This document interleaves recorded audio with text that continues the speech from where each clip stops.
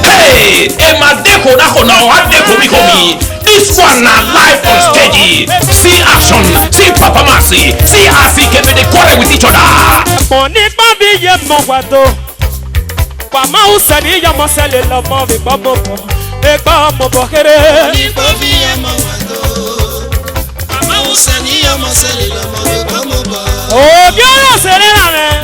the good news, aka Udo Boy. This your life on stage when the title be over. In short, oh yeah, bege. Baba himself, you me body for inside this video. Dr. Agbakpa Olita, aka Obito Commando.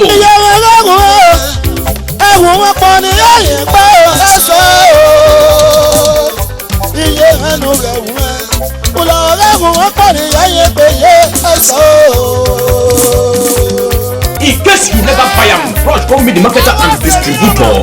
Bright O Audio and Video Center for number 114 Sakomba Road by Second Junction. Or call 081-421-27268 090-224-65152.